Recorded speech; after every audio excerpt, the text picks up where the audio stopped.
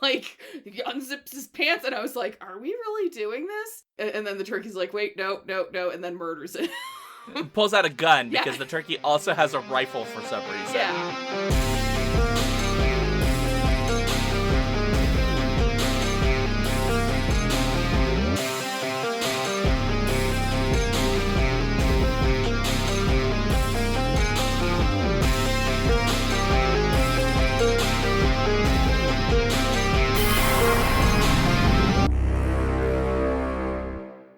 Welcome to the Skiffy and Fanty Show Torture Cinema. The most human-on-turkey action we've seen in domestic cinema so far this year. Oh my god. I know exactly what you're thinking of, and it's horrifying. It's so awful. I could not believe they went there. Look, man, I'm just gonna say that this movie has not one, but two human and turkey sex scenes. No wonder no one wanted to distribute this movie. I'm Sean. I'm Alex. And on today's show, we'll tell you what we're drinking and discuss 2009's ThanksKilling. So I guess for my tagline to have been accurate, it should have been the most human on turkey action we've seen in 2009. But I also believe it's accurate for 2021. Very possible. Yeah. I haven't seen all the movies. I haven't seen that many movies this year. Maybe, like The Last Duel, there was a scene, but... Well, Ridley Scott wouldn't tell us. He would complain about the millennials ruining turkey on human action because of their love of cell phones. Oh my, yeah, that's why Dune is doing so poorly, Ridley Scott. Anyway, you guys, I'm getting back on the script, which was selected by our Patreon supporters. Thanks, assholes! That's actually in the script, but it came from the heart as well. This quote-unquote film was directed and written by Jordan Downey and stars Natasha Cordova, Lindsay Anderson, Lance Predmore, General Bastard. That is his IMDb credit. That is his I name. Checked. Yeah. Aaron Carlson and Ryan Francis with a special appearance by Wanda Lust. She is the first shot in the film. I will talk about this in a moment. Yes. Before we get to that, though, obviously we're going to get to what we're drinking, our summary, and our painful review of the film. This is a reminder that we do want to hear from you. If you have seen this movie, we really want to know what you think about it. If you've seen this movie, what the fuck is wrong with you? Well, I would just tell you, if you're in the United States, at the very least, you can watch this for free on multiple services. Just look for it. You can share your comments with us, though, at skiffingfanty.com/listener suggestions. We would love to hear what your thoughts on the movie are, and we're working on a mailbag episode, so we would love to just have a bunch of random thoughts about ThanksKilling so that that'll bring joy to our lives. Joy. Well, on that note, Alex, what are you drinking this fine afternoon? So, I'm being at least slightly on theme for the season, and I'm having a hot mulled apple cider with an extremely large amount of rum in it. I've released the Kraken. You have released the Kraken. I swear, Kraken just needs to, pay for product placement, because both you and Tanya Ransom, who does Torture Cinema as well, have many times had Kraken in some sort of beverage. So, Kraken, get in touch. We're cheap. Yeah, we just give us some free Kraken. Yeah, pretty much. You can pay us in free Kraken. We'll keep talking about your damn rum. Because it's good, and they're not even paying me to say it. I'm just drinking it for free. What about you, Sean? Well, I'm also going reasonably themed. I got a Woodchuck Hard Cider Pumpkin. Ooh. Which has pumpkin spice. Oh, are you a white girl today? Yeah, I'm always a white girl. I'm sorry, how could I have forgotten? I support you, Sean. I will admit, I enjoy pumpkin spice quite a lot, and think that it's actually silly that it's not just year-round, because it is a delightful set of spices. It's part of its beauties and its transience, so if we could have pumpkin spice all year round, it wouldn't be a special. Oh, I mean, that's logical and everything, but this is capitalism we're talking about. I mean, you'd think they'd have the fucking McRib all year round, and they don't. Well, you know why they don't? Because the passenger pigeons that they kill to make the McRib only come out once a year, Yeah. They can only do it during certain seasons because the animals they use are migratory. and extinct, but they come And back from the extinct. grave just Yeah. for this. They've been saving it. They just have like a giant freezer in like Wyoming full of this stuff. Like, we gotta parcel this out. There's a limited supply. That's how they get you. Well, all right. Well, now we got that out of the way. Now for the main event, which is this movie called ThanksKilling. Just a reminder, the second K must be capitalized for this movie to be correctly written. This is part of the trivia. It's really important detail that they want us Style to guide know. issue. Like, Yep. all right, we can do this. By that knowledge, we now leave it to Alex to tell us what this movie is about. So, this movie is nominally about how, while during the first Thanksgiving, a Native American man was terribly insulted, and so he used special Native American necromancy to create a monstrous turkey that then will kill all of the white people it can find every 505 years, and of course it's 505 just to justify it having been in whatever year this thing was filmed. So you start the film with a randomly topless, quote-unquote, pilgrim woman being murdered by this... That's Wanda Lust, by the way. Literally the first shot of the movie is a close-up of one of her boobs, which kind of sets the tone. The turkey murders her. The turkey, by the way, is voiced by the director of the film. And it murders her with an axe, which is interesting because turkeys don't have opposable thumbs, but, you know, sure. 505 years later, you have a group of the 4 dumbest teenagers in the world are going home for Thanksgiving break, and they run afoul the turkey, pun unintended, but ugh. Well, when their car breaks down and they have to camp out for a night, and then the turkey just follows them and, like, murders all their families and picks them off one by one. But, you know, eventually they randomly find a book in one of their dad's garages that detail the ceremony to murder the turkey, and at the very end they kill, well, the final girl kills the turkey with the help of a hobo whose dog got murdered by the turkey, so he's in it for revenge, and a bit of a slight scruffy John Wick moment. And I will note the hobo guy is played by General Bastard, Who is a musician. that I did not know. So that's the movie. It does not pack a lot of plot into its slim 60-minute runtime, and that's okay. I would say that even what plot is there is largely irrelevant. Yeah, it's there's not a lot of there. They just basically wanted to have a turkey puppet, make a lot of jokes, have sex or near sex with 2 humans, and then murder a lot of people. Well, okay, so I think it deserves for us to get into the likes and dislikes of this movie, so as I think we normally do, we're going to start with our likes about this film. And so, Alex, what is your like for this movie? I will admit, and I should probably be ashamed to admit this, but there was a little bit... Some of the comedy actually worked for me. And honestly, like, to me, the best part of the entire film that actually did make me laugh out loud is... So as a little background, one of the kids is the daughter of the town sheriff, and she's supposed to, like, go meet up with her dad for the Thanksgiving ball where they're going to wear costumes.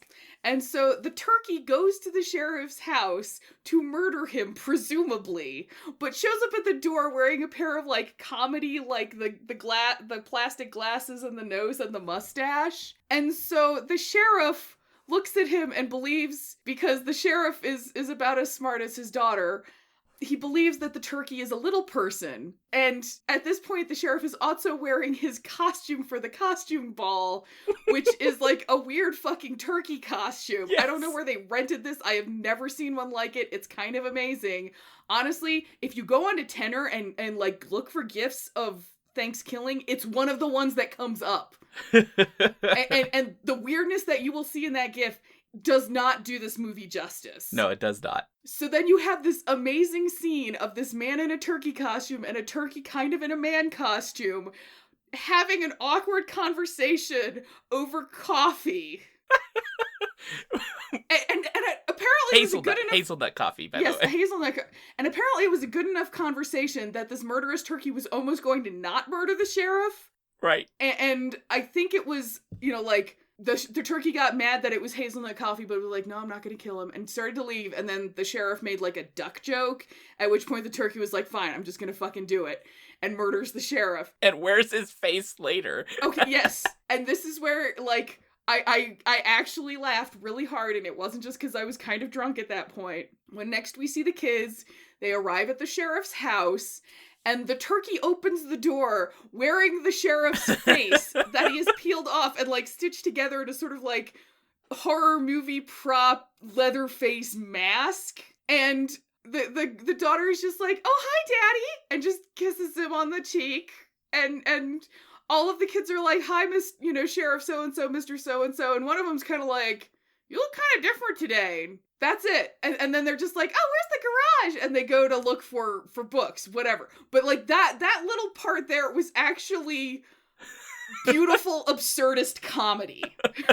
What's so strange is that, so with the sheriff, he notices, like, the size of the turkey, but he doesn't know that he's not a that he is a turkey. He thinks he's not a turkey. He thinks he's a little person in a turkey costume. Right, correct. Yeah. So, but when the kids see the sheriff, they don't realize that he isn't they're not recognizing the size difference. Like, she looks down at her own dad. Yeah, she looks down and she has to, like, bend way down to kiss him on the cheek. And it doesn't, like, compute in her head at all. Just, there is nobody home. Like, no. For some reason, I like that part. I honestly really love that part just because it's so weird. The thing that made me laugh about that set of sequences is actually the dialogue they have, because there's one point because he thinks that he's talking to a little person, and the turkey says fuck at one point, and he was like, oh, well, that was really surprising. He's like, why? Because like, little people aren't allowed to say fuck. He's like, no, it wasn't the size of the fuck. How old are you? Like, yeah, it was like this whole bit about, like, them actually talking about the fuck and, like, different levels of the fuck, and it was really hilarious to think that, like, they're actually having this conversation in which they're, like, wandering around this, like, PC bit about who might be able to use a fuck depending on the context, and there's a moment when the film is, like, almost being smart with that comedy. Almost, and then it just abandons it, but I thought that was hilarious. I also thought it was funny as fuck when they were at the college and everyone is so excited about Thanksgiving break, which is not an experience I have ever had in a college. It was basically like the director who also did, I think, most of the writing. Yeah. Just was like, what if they were acted about Thanksgiving break like they do about spring break in the movies? Like, there's, like, flashing boobies, and... Yep. That was just like, oh, okay, that's alright, so this is what we're doing. I mean, it does set the tone of the kind of movie we're about to get. Well, because... I mean, the giant, like, the boob close-up, that's literally the first thing you see is Otso. I was just like, well, I'm in for a ride. A retired Wanderlust, who was at that time, I believe, a retired adult film star or actor. I feel like it is a very purposeful thing that this director did, because he's working on several levels of comedy simultaneously that the movie is 69 minutes long. You're not wrong. I know that I mentioned this in DM to you, but the opening shot honestly surprised me. I was not expecting a close-up of a nipple, and then, like, to have it... right there! It's just, and then it pans out, and then eventually has her running topless in the woods. Yes. Wearing a pilgrim dress that for some reason is just, like... under the boobs, like... Right, it's not over anything, for reasons that aren't explained. I mean, it's one of those things where we talked about with other films, where, like, when we were doing, when Tanya and I were doing Giant Freaking Spiders, Giant Spider Invasion, which has a sequence of nudity in it that is clearly the director, like, wanted nudity in a very particular way, because those scenes are all shot perfectly clear. But everything else in the film is varying degrees of hazy. But when there's a boobie on scene, they like everything is fine tuned. I mean, he obviously he put like the yellow filter of the past. Yeah. On it was a nostalgic boobie. Mm-hmm. And it had like a certain camera effect that I mean, honestly, for having a budget of approximately 10 cents, I was surprised at the quality of the filmmaking. I mean, it's almost artistic at moments. Emphasis on almost. I mean, I'm gonna say, particularly considering some of the other things we've seen, like, I actually feel like they did a pretty good job with, like, their framing and their blocking, and, I mean, if nothing else, they had to do a lot of really, a lot of really intense blocking work to work with the turkey puppet. Which didn't have feet. Yeah, which obviously was a puppet, but you never see, like, the hand sticking out of its butt. So, they did a lot of movie magic there, and I mean, mad respect for that director. That shit's not easy. It certainly isn't, especially from a director that I think it would be safe to say not Oscar quality. No. No. I mean, because I'm just thinking of, like, the only movie I feel like we can truly compare this one to is Krampus the Reckoning, right? Yeah. And compared to Krampus the Reckoning, the cinematography is actually startlingly good. The lighting is actually really fucking good. They had somebody who knew how to light a scene. Yeah. And the actors didn't look like shit. Like, they actually had someone who did makeup that looked okay. Unlike Krampus the Reckoning. Unlike Krampus the Reckoning, which had lots of lighting problems, as I recall. And yeah, well, and it's kind of like that truism where, like, if someone looks like shit on screen, it's because either the makeup artist hates you or the lighting person hates you, or maybe both. But everyone looked fine. Like, they looked like normal people, which was kind of nice. I mean, they probably were. Yeah. I don't think I think many of the actors have only been in, like, the other ThanksKilling or like other of the schlocky variety. This film was not technically the first film for the director, Jet Downey. It was, however, the first feature-length film, ? Because the ThanksKilling's not listed as a short film, but it is a rather short film. Yeah, I mean, he managed to eke it out over 60 minutes, so maybe that's the cutoff. I don't know. It counts, I guess. Yeah, he, like, snuck over the line from, novella to novel. Yeah, maybe. Who knows? So, he'd done other films, but yeah, it's definitely a film, like, it had $3,500 budget, which is really shoestring for movies made in the contemporary times. And did not have distribution because no one wanted to. Nobody wanted to distribute it. So they sold 1,000 copies of this over a year on Amazon via DVD, which is impressive in 2009. Yeah. I mean, what impressed me even more is, like, they ran a Kickstarter for the sequel. And by the way, people, the sequel is not ThanksKilling 2, it's ThanksKilling 3. And if you watch the trailer, in the trailer, it literally calls out that this is the only movie to have ever skipped the second movie of its installment and just go straight to 3. So that's a selling point. And that one, they had a budget of, like, over $100,000 that they raised on Kickstarter. So ThanksKilling 3 has, like, 30 times the budget of the first one, and it looks like it was spent mostly on puppets. Given that the special effects director of the first film had, like, $100 budget, that's pretty impressive. And I'm curious to see if visually the second film is noticeably substantially better. Yeah, because I mean, you can do a lot, but $3,500, like, for $3,500, this movie looks fucking amazing. I mean, the entire Krampus the Reckoning budget went to, like, that guy that looked, like, one of the monsters from Doom that was supposed to be the Krampus. You're not wrong. I do think it's interesting you bring up the issue of questionable film practices, because the opening sequence of this film was filmed in a park, but they did not have a permit for that sequence. Oops. Yeah, no, that is what you do when you are, like, that low budget. You're just like, we're gonna, like, sneak into a subway station and try to get, like, 2 takes before somebody notices us and we have to fucking run. Yeah. That's pretty funny. Another fun trivia fact I just want to note, the sheriff is not famous as an actor, but the actor himself is famous for being dead, because he is known as the dead body guy. He has mostly made a career for himself in Hollywood as playing dead bodies in mostly television. Oh my god. And see, this was his chance to be a live one, and then at the end he's a dead body in it again with no face. That's what they paid him for. He was like, but you'll let me act, right? And they're like, sure.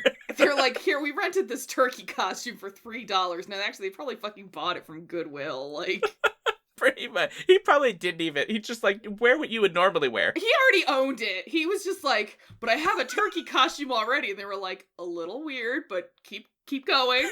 We'll rewrite the scene for you, Chuck Lamb. No worries. It's like, it's one of the best scenes in the movie. It's so bizarre. I mean, he literally like hired a publicist and like had a bunch of like fake death pictures of him dying in ridiculous ways made, and that's how he started getting gigs playing dead bodies. But like he was on like NBC and like CBS and all these Probably places. been in a bunch of episodes of Law and Order. Probably. It's wild. He has had over 200 TV station appearances and has been on over 400 radio programs talking about his career. It's bonkers the amount of time this man has spent talking about playing dead bodies. I mean, if you got the thing that you're good at, bless. Just do it. You gotta do what you gotta do in your life. It's so bizarre. So I haven't said my like, but I know that. Yeah. You should. I've had like 2 or 3 likes at this point. I will say that one of the things. So there are 2 things that I really liked. One was that I love just how utterly ridiculous the setup for how excited they are about Thanksgiving is, because if the first scene with the booby doesn't set you up for what you're getting into, you know, with the turkey like doing his like gobble gobble motherfucker or whatever like tagline and then murdering a woman. I do believe the gobble gobble motherfucker doesn't come until later. I want to say the first you hear the turkey say is like, "Hey, nice tits." It's or something. It is. It's like something in that universe. It's like nice tits, bitch. Yeah, he loves the word bitch. He loves that word. A little too much. And I think if you watch it again, probably only applies it to women, would be my guess. I do think you might be correct, because I think that the boys get called the F word. Yeah, because that word shows up also a lot. We'll probably come back to that in a minute. But I do like the setup, right? Because like here's literally like the chunky fellow, right? He just runs in and like rips open his shirt because he's so excited for fucking Thanksgiving. And he's just like, rah! And everyone's so excited to get into this Jeep, which every college student and their mother from rural America owns, and you know, drive off, and they're gonna go have their great Thanksgiving day. That cracks me up because it makes no sense. But the other thing I like is actually the sheriff's conversation with his wife, in which he's just drinking the coffee and he's like, "God damn, why does this taste like shit?" And she's like, "'Cause it is shit." And she has put shit in the coffee maker. And then she says, "I want a divorce," and leaves. And immediately after, his response is, he calls his daughter and he's like, "Well, your stepmom left me." Oh, well, like they just move on. Well, no. It's not even that. They have an entire conversation about like she's coming home and she's going to go to the Thanksgiving ball with him. And then when they're about to hang up, he's like, "Oh, by the way, your stepmother left me. Bye," and hangs up. And it never comes up again. Never. No, it's the most matter-of-fact thing. And what cracks me up is that if you sit there and think about it, like this is probably not the first time this has happened. Like, this sheriff has 100% been divorced. I don't know. Oh, yeah. 7, well, I mean, 8 what happened times. to her mom? Like, I mean, maybe she died, but I'm getting the feeling not. No. Apparently, this is the way the people divorce him, is they just put shit in his coffee and then abandon. But what's weird is, like, there's no explanation. What is it that he's done? Because when she's making him the coffee, he says thank you. I think he says, like, "Thank you, baby." Like, you know, he's kind of being kind of sweet. Like, I feel like he needed a little more character development. Like, should I have been happy the turkey ripped his face off? Should I have been, like, sad because I'm like, oh, he's actually a really good guy? Should I have been like, yeah, that motherfucker deserved to have his face ripped off and worn by an evil turkey? I don't know. I feel very ambivalent. It's a very confusing state of affairs. But let's be fair, that is this movie, where just things happen, they'll just talk about stuff, and they'll just move on. Like, I mean, the only time I can think of that they keep coming back to something is the 2 main actors who clearly are going to have a romance, and then the dweeby guy who is constantly trying to get laid, and is hitting on Allie, who does get laid with a random other dude, but then also... And a turkey. It is gross. But they actually made a prop for an extra small gravy flavored condom. That's right. And one of the strongest visual comedic elements of this film. And oh my god, and the response to that from the bigger dude is like, oh man, I was getting so close, dang it, because the implication is like, oh, like she likes gravy flavored condoms. Well, I mean, I kind of like read it more as he wasn't sad that she was dead. Right. He was sad that he couldn't fuck her. Correct. That's what he was sad about. He was not sad about anything else other than he wanted to be the one using the gravy flavored condom. Which I just want to note, I have not Googled to see if that is a thing that exists. I don't want to know. Well, congratulations. I'm gonna find out right now. Oh no, there are certain things we don't need to know. Let the mystery remain. No, apparently there isn't one. No. I feel slightly better about humanity. But Spencer's is gonna make some this year, it's fine. You know, like, they make those, like, Thanksgiving flavored sodas. Like, some weirdo's gonna make Thanksgiving flavored condoms. Like, of course. It'll happen eventually. It's a novelty item. Anyway. Yeah, so that's my like. I just found that scene actually kind of funny and ridiculous. And I can appreciate that when they went for humor in this, that they did, as you said before, go for surreal a lot of times, where it's like, this doesn't need to make sense. It's just fucking weird. And that's good enough. Yeah. When it worked the most was not... Because when they have, like, some one-liners, and they're not great. No. But when it actually worked was all of the just absolutely absurdist bits where you're just like, what is happening? I'm laughing because, like, my brain is not actually sure if I am, like, terrified or if it's funny, so I'm just gonna laugh because it's a weird response. Like... Right. I mean, that is a thing I can say, is that for a film that was clearly intended as a horror comedy, I did laugh a few times. Which is a thing I can't necessarily say for other comedies that we have watched when mostly we didn't find them funny. Yeah, well, because I feel like we had a by mutual acclaim, we were like, we're not doing comedies in torture cinema anymore, because they're just... A bad anything else can be, like, interesting and funny, but a bad comedy is just bad. And this was actually not an entirely bad comedy, so there we go. It wasn't, yeah, and I think a problem we were running into is that some of the bad comedies we were watching were parodies, where there isn't, like, an actual story going on. It's like... It's just a bunch of, like, bits strung together. Exactly. It's like watching a bunch of SNL episodes just shoved together in a runtime, where there's not any real connection. This, I think it would be fair to say that while we can complain about there being characters that aren't fully explained and certain subplots that are not fully realized, there is a plot through line from start to finish. Yes. Congratulations, Jordan. You made a plot. You made a plot? Oh my god. I think I wrote in my notes, and then we'll get to dislikes, was that I thought it was really funny that they actually have a name for the turkey, but they spent literally years trying to figure out what the name of the turkey is. And do you want to guess what the name of the turkey is? Gobble gobble? No, that would have been more interesting than what they came up with. Is it Bob? Nope. Okay, I'm out of guesses. It's just Turkey, but rather than EY, it's IE. His name's Turkey. And I want to note that they finally decided on this in 2012 when they were working on ThanksKilling 3. But for this effort, they unfortunately were not awarded an Oscar. It's a travesty. I don't know what the Oscar committee is thinking, but... I mean, what, did they need more puppets? Probably. They already have like $100,000 worth of puppets in ThanksKilling 3. They needed to get, Jim Henson involved. Just bring him back from the dead. Oh god. He's not gonna rise up for another 500 years, it's fine. It's not easy being feathered. Oh no.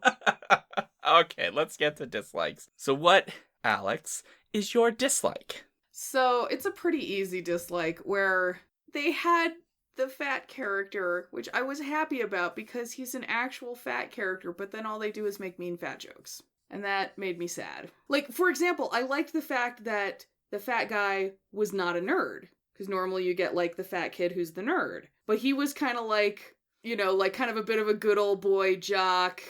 It didn't bother me too much until it gets toward the end, and then you just get shots of him, like, eating french fries, and then he's wandering around and being like, I'm so hungry, and then he sees, like, this illusion of the turkey and eats it because he's so hungry because he's fat, haha, and then the turkey, like, bursts out of him like a chest burster, and I was just like, no, for a minute, it was almost like you were doing something a little different with the comedy fat character, and then you were just like, but haha, he's fat. And then, like, at the end, when it's having, like, you know, the nerdy guy is dying, and we get this little montage of his friendship with the fat guy. Right. Like, I actually really liked that. It was actually super sweet. Yeah. They're like best buds. Yeah, so that was mostly, like, I was disappointed in that, and, you know, the thing about the boobies, and it was just very...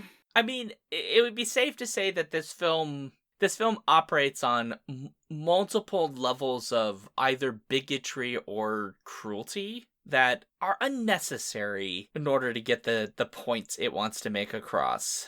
And, like, the thing is, if it was just the turkey saying that stuff, I'd be like, you still could have used a different word, but okay. Because the turkey's evil. We're not supposed to sympathize with them. Yeah, because the turkey's evil, so sure, whatever. But I pretty much want to say, like, the F word also does get, like, what the other humans say it to the nerdy guy at some point. The R word gets used as in, you know, the slur used against people with mental disabilities. Oh, yeah.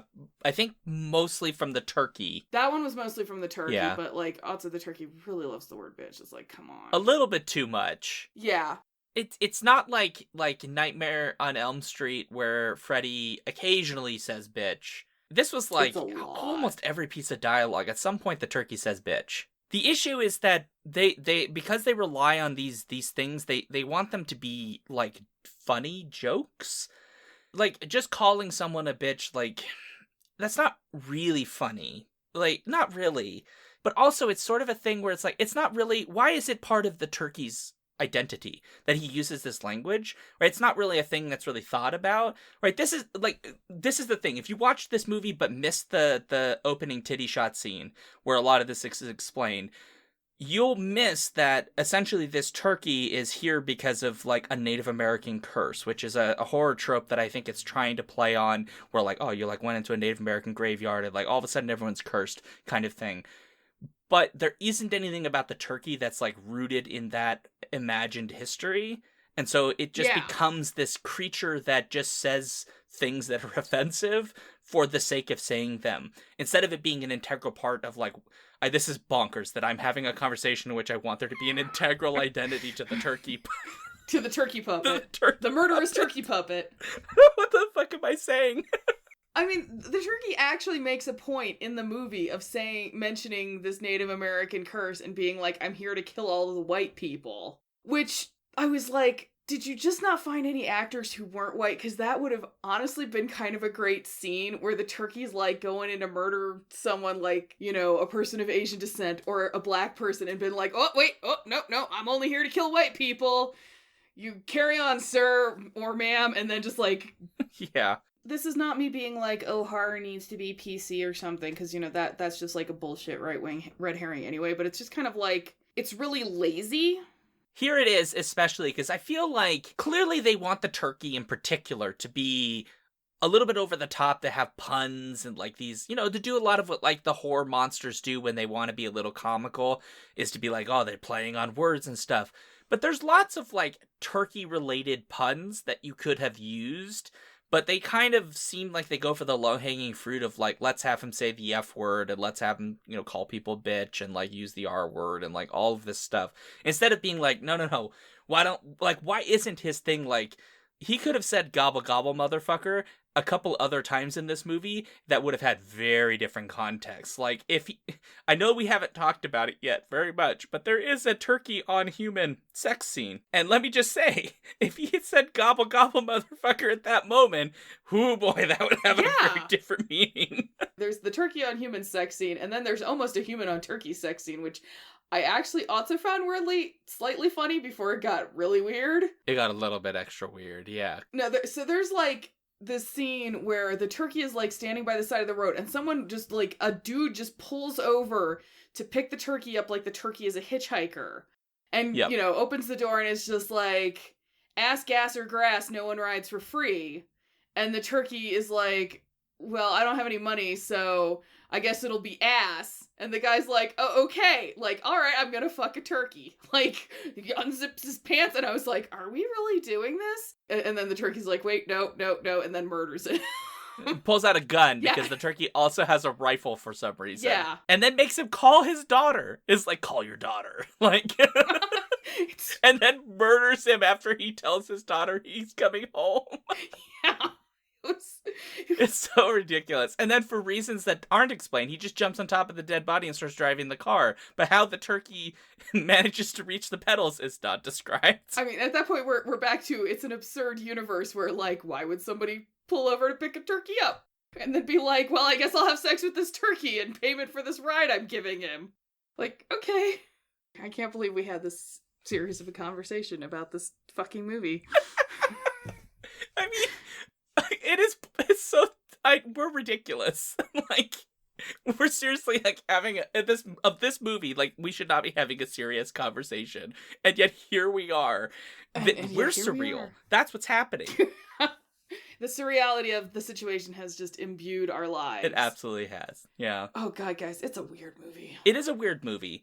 It says something that I keep kind of going back to, like, Krampus or whatever, and I'm like, no, this is actually way better than Krampus. Like, I don't hate everything about it like I hated Krampus. But this is weird. Like, I kind of enjoyed it. Yeah, no, there were parts I thought were really funny, and this is gonna sound weird when I try to say it, but like, stick with me.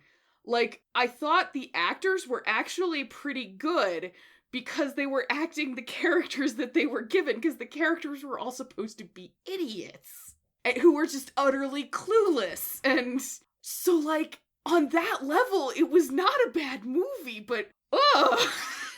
That's an interesting thing that you bring up, because I think if you watch this decontextualized, just took bits out, you would go, oh, these actors are terrible. But when you think about what it is that they're trying to be, I wouldn't say they're not great actors. Let's not pretend that, like, these are. Oh, I mean, well, there's no, like, you know, like Robert Pattinson or right. There's no Willem Dafoe in there. There's no or even Kate Winslet or you know, like, none of them are like that caliber, but they're not terrible where you're like, oh my god, you're reading lines off a cue card or whatever. Like, initially I was just like, wow, they're kind of awful, and then I was like, no, I actually think that they're doing it on purpose. They're doing what the director directed them to do, and they're actually pretty solid. I think you're completely right that the acting we're given is them doing precisely what is intended here. Like, it's weird to think about, but this is not like Krampus, you know, where they're actually trying to act, right? They're actually trying to be scared and to have scary moments and tension, etc., in which they just don't always get there. This is a thing where, like, no, these are not real people. They're playing imagined fake people and doing it reasonably well for what's being asked of them, and given the dialogue they are presented, which for the most part is not great. It's not great. No. But I mean, I can look at that, you know, I watched, like, Krampus, and I was like, I could do a fucking better job acting than that. I looked at this one and I was like, no, I actually would not be able to do that. I couldn't have done most of that shit with a straight face. It'd be hard, yeah. I mean, the entire scene where they're looking at the turkey puppet wearing the fake face. None of them broke. Not once. Yeah. And they filmed this over 11 days, and so in some of the scenes, like, they didn't have the budget to redo it. Like, did they have money to buy more t-shirts for him when he ripped that t-shirt in the opening scene? Probably not. So they had to, like, keep a straight face while he's ripping off his shirt like Hulk Hogan and screaming about how much he loves Thanksgiving, but they can't redo that. Like, there's no budget. Like, you can't. We don't have $9 for you to get a new t-shirt at Walmart. Sorry. So I think what we're kind of arriving at here is either we have some kind of, like, weird Stockholm syndrome going on right now. Yeah. Because we were both mutually stuck with this movie for 69 minutes of our lives, or it's actually not entirely bad. I think it leans a little bit more in that other direction. I don't think it's entirely bad. I mean, it's not good. It's not good, but it's not, like, bad. But it's also, like, it's clearly intended to be bad. They are not trying to make a great horror comedy. They are trying to make a schlocky, you know, over-the-top, ridiculous film. And on that front, like, it succeeds. It's as if you took, like the quality level that you get from The Room, but The Room meant to be The Room. Right. Instead of The Room meaning to be, like, some kind of serious drama, and you watch it and you're like, oh my god, what is happening? But if The Room meant to be what The Room was, you'd be like, that was really successful. Right. Yeah, I think you're right on the money. That gets us, I think, right in the right territory. Yeah. Where you're like, it's bad, but it means to be bad. Precisely. So that means it is, in a way, good. It's so bad, it's good. Yeah. Yeah. Intentionally bad. Like, I do, I have my love for when you watch a movie and you're like, no, this is exactly what this movie intended to do. And you're like, I might not agree, but bless. You made the art you intended to make. Right. And it looked how you wanted it to look. Good for you. A+. Well, on that note, maybe we should get to grading, because I feel like we've given both our final thoughts on this movie. God, I don't know how to grade this. How do you grade it? Yeah. Do you be nice to it because it did a thing you had not expected, which is actually end up being somewhat entertaining and not as bad as you expected it? Well, I mean, we also have, like, the torture cinema scale, where you've got, like, the like, it's not really torture. But it's not an A. I mean, it's not an A, because it's not like, this movie was good, actually, and I would watch it again, because we've had a few of those in torture cinema, I want to say. But it's like, I want to say it wants to be a B movie, and it is a B movie. It succeeds at being a B movie. I think that's accurate. Yeah. It accomplished exactly what it set out to do, which very few movies manage, and most of them aren't torture cinema. So what grade would you give it then? A B? I'm gonna give it a B. Yeah. Wow. Okay. Because, I mean, I laughed. It was short, which is, we didn't state that explicitly as a like, but it is probably I think this is now officially the shortest torture cinema film we've ever watched. I think so. So I think it's a B, because I actually had some fun. It was strange, and I can look back at it and just be like, no, the movie was what it intended to be, which is kind of amazing as a work. Yeah, I mean, I wouldn't give it a B. I would give it a C. That's fair. And I think largely because I think it makes some choices which we've talked about that are not great choices, that I think take it away from being a solid B movie of the meaning we mean when we say B movie, right? Which is a different thing than an A movie that ends up being a B movie. So I would give it a C. I think it is worth actually seeing with friends, and if you are an alcohol consumer, with alcohol. Oh yes, alcohol is a must if you are an alcohol consumer. Anytime you hear a turkey gobble, take a shot. Every time you hear the word bitch, take a shot. Like, if you want to end up with liver damage. You should do that too. Yeah, if you did the gobble sound, you'd be drunk before the end of the opening credits, which I will just say I was a little disappointed that they didn't choose to get someone to do a rap over that theme music, because it's so perfect for, like, a turkey rap. I mean, we didn't even mention the music. The music is kind of amazing. There's some good music choices. Yeah, there's some really, and it's got kind of like a sort of 80s horror movie synth score in other places, like... Yep. Okay, tell you what, you kind of convinced me. I'm going to lower mine to a B-. Fair. So then it can be sort of like C plus-ish in the average. I think that's fair. God, guys, this is a weird movie, y'all. Like, it's so out there. Oh my god, I cannot believe we gave a passing grade to a movie with a turkey that fucks somebody. Yeah, a turkey puppet. With an axe and a shotgun and apparently a dick, which most birds don't have dicks, so that's an entire other discussion in the absurdist. Oh god. Yeah, it's a thing. It's an experience. I did not know what to expect, but it was definitely not this. Well, I think we've done it. So with that in mind, thanks everybody for joining us today for Torture Cinema. Again, go to skiffingfanny.com/listener suggestions if you want to let us know what you thought. This film is free on many streaming services. Unless you're outside the US, then I'm not sure. But do take a look and see what you can find. If you'd like to follow us, you can go to skiffingfanty at Twitter and Instagram and get our newsletter at skiffingfanty.com/newsletter. And if you like what this show involves, or at the very least enjoy when Alex and I talk about sex toys and or turkeys having sex with humans, a best way to support the show would be to go to patreon.com/skiffyandfanty and also leave reviews in places if you'd like. For me, you can find me at Sean Duke on Twitter, SeanDuke.net, and patreon.com/thejoyfactory. You can find me at Katsu Donbury on Twitter. I'm at katsudon.net and patreon.com/AlexAx. All right. Well, on that note, I just want to say that I also will be going as a sexy turkey for next Halloween. No. Thanksgiving. It's a Thanksgiving Oh, costume. did you wear a sexy turkey costume for this? I can do that for this Thanksgiving. Yeah, there's still a couple of days. You can go find a costume like the sheriff had. Yeah, so I think the top will be half of a pilgrim. Oh, you can just get that dress where it just goes like under the boobs. Underneath your breast. For yeah, no reason. So my boobies stick out. Yeah.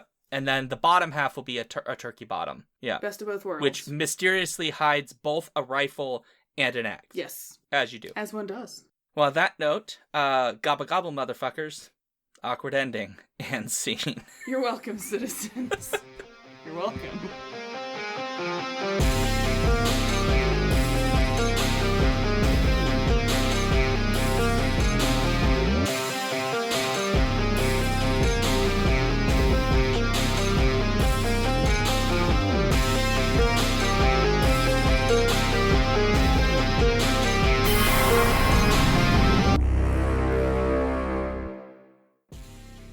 If you want to support this show, you can go to patreon.com/skiffyandfanty or skiffyandfanty.com, our website, where you can get access to all of our fancy things. Our music comes from Holy Mole. You can support him and his work at patreon.com/holymole. Thank you for listening.